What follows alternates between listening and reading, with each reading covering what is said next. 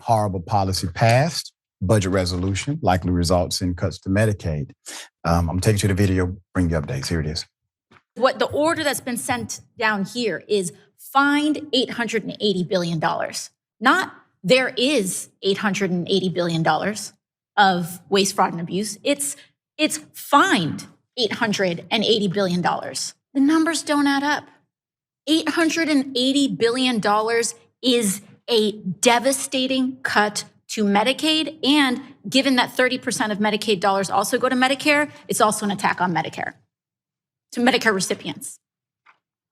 And so while I completely understand the idea that there should not be waste, that there should not be fraud, and that there should not be abuse, $880 billion is not that. This is an attack on Medicaid, and anyone who votes on this budget this week is voting to cut Medicaid in America and voting to gut healthcare for Medicare recipients in America. There's just no other way around it. Good policy brings life, bad policy brings death. Put it up for a mass. These individuals are proud of themselves. Donald Trump's budget blueprint has passed through the House amid many concerns that there would be cuts to Medicaid, potentially affecting tens of millions of Americans. Now, those Americans are not just Democrats. Understand this.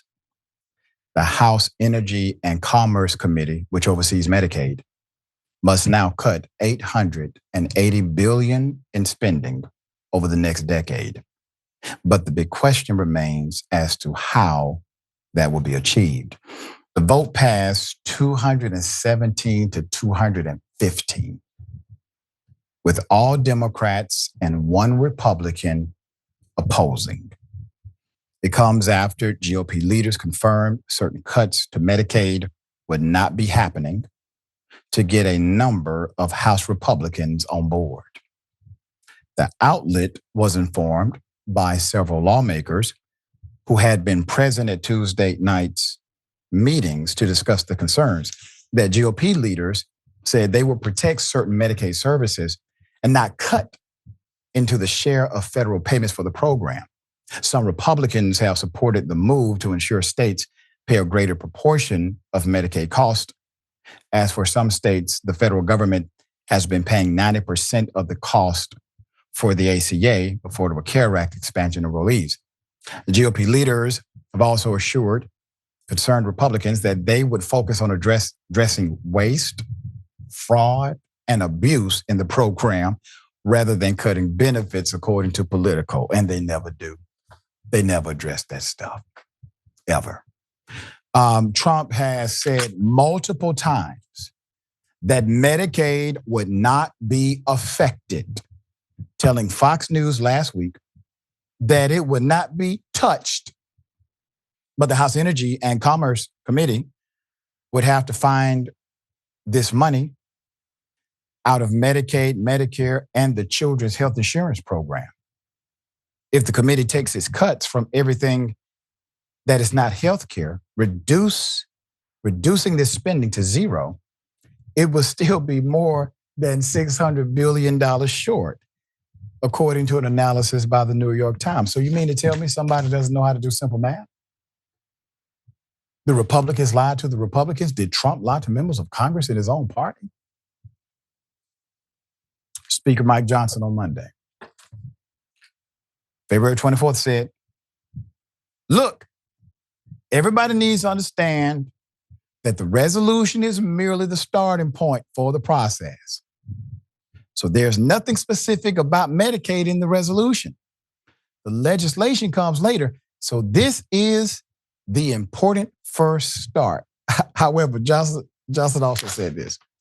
You said that this is just the start of the process. Can you say unequivocally that further down the line, there won't be any cuts to Medicaid programs? Yeah, so look, let me clarify what we're talking about with Medicaid.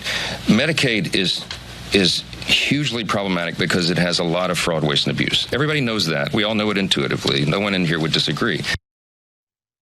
Oh, duck, dodge, deny, deflect. Johnson, you just said that this is merely a starting point. What's important is the next thing we're going to do, and everything will be okay. And then when pressed, it's problematic. Really? Well, Medicaid covers 1 in 5 people living in the United States, okay? Medicaid is a key source of coverage of certain populations. All right? We're going to get into it. 2023. Medicaid covered nearly 4 in 10 children, over 8 in 10 in poverty, 1 in 6 adults, and almost half of all adults in poverty relative to white children and adults. Medicaid covers a higher share of Black, Hispanic, and American Indian or Alaska Native children and adults. Medicaid covers more than 1 in 4 adults ages 19 to 64 with disabilities who are defined as having one or more difficulty related to hearing, vision, cognition, ambulation, self-care, or independent living. At some point, the leaders in the Republican Party have to ring the alarm. I know that you all have this artful way of lying to your constituents, but this is going to have real world impact to the people who voted you all into office. And as many of the Republicans echoed in those meetings, don't touch Medicaid. We can't vote against Medicaid. And they know you said this. I'm talking directly to the Republican leaders who stayed the course until they accepted the lie. And I believe most of you, if not all of you, accepted the lie intentionally so that you could have a political out when you were challenged by your constituents. Why did you vote for this? Why did you take this away? You see, this equates to death. Here's what's guaranteed. You keep this cut, more people are going to have a lower quality of life and die. Point blank. This is heartless.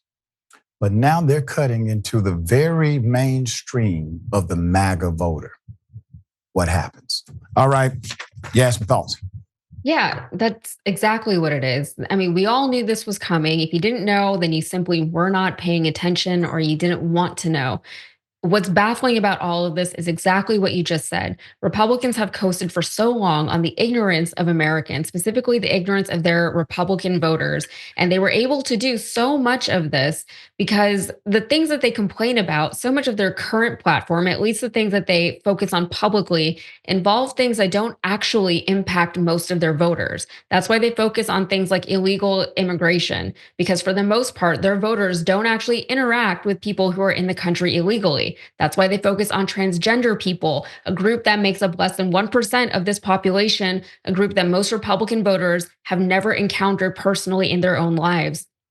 As long as they can keep their voters scared about something that they won't be able to disprove or discredit with their own lived experiences, then they can keep their base subservient. But this is very interesting because this will directly impact most of their voters. Most people will see their taxes raised. Millions of Americans are going to lose access to their health care. Millions of Americans are going to tangibly suffer because of this.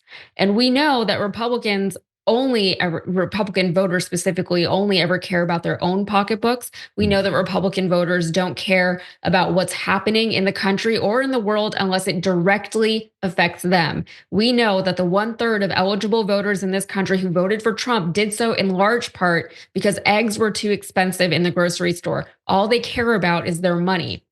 These are the same people who believe, because Trump and Elon Musk told them, that there is rampant fraud in the government without having seen any evidence of that fraud. Where is the fraud, waste, and abuse that Speaker Johnson was referring to in the Medicaid program? Show us. If he can show us, then we'll believe it. If the program needs to be updated so that it can be made more efficient, then great, do that, update it. That's what should have been done all along, but that's not what they're doing. And they're lying to their constituents about what their true intentions are. AOC is absolutely right. It's strange to have a specific number in mind when looking to cut excessive spending from the government. They're trying to pay for their tax cuts, for the tax cuts that they just gave to the absolute wealthiest Americans. This is not a secret. I don't know why Republicans voters do not get this. And we're all going to suffer for this, not just the people who voted for Trump. But I hope, if anything, this serves as even the smallest wake up call for them. If that happens, it'll be a very, very small ray of sunshine to have come from this administration. Yeah. And ironically, people like Steve Bannon and others, they have echoed a similar sentiment that we have said about Medicaid. There's no way you're being thoughtful about what you're doing.